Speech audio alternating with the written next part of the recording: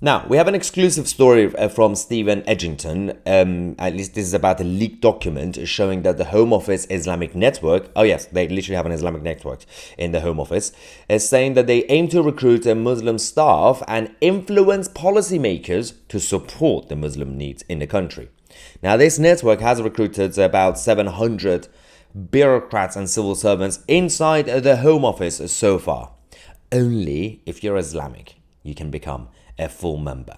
You can see the problem, right? Now forget about what we are always talking about in terms of the attack on Christianity and our Christian constitution. The system is built on Christianity, whether you like it or not, it is. Forget about all that. Imagine if we're now in this liberal secular society, we're doing the same thing, but in the name of Christianity. There will be outrage from all sides, the woke liberals and all the others and seculars.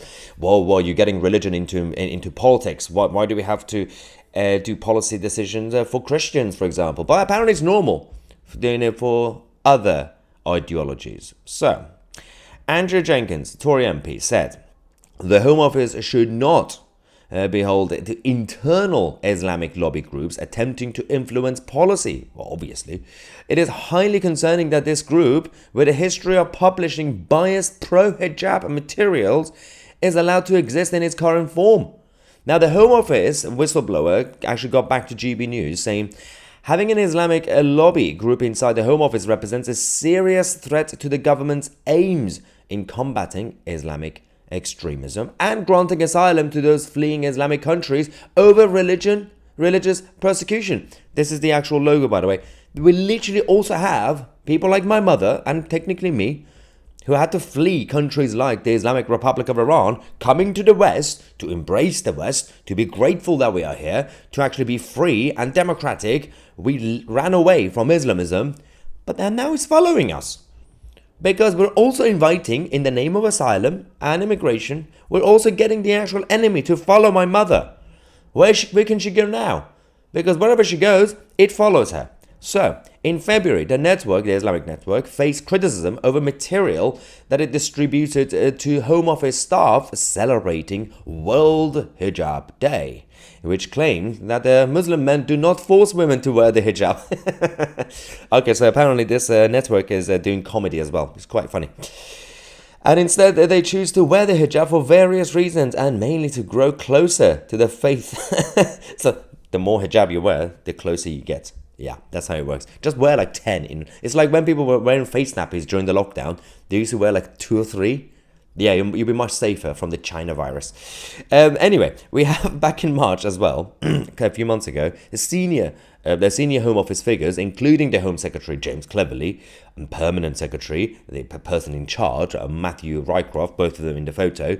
And of course, we got the Director General of the Migration Borders Group, Daniel Hobbs, all attended this event celebrating Ramadan. That's nice, isn't it? Okay. Now, Stephen also posted this from Ayn Ali because she raised questions about the Home Office's Islamic network, saying it is deeply concerning that there is a group of Islamist activists literally in the Home Office to begin with. Forget about what they're doing. Why do we even have them there? You can see why the system is falling apart, right? That's how. I mean, I miss the days when, obviously it's a fictional character, but the days of Sir Humphrey in the Yes Minister, Yes Prime Minister, we used to make fun of them, like the old guard of the civil service, the out of touch, right? The establishment. But those guys were the grown-ups. They were protecting the country. Sir Humphreys, right?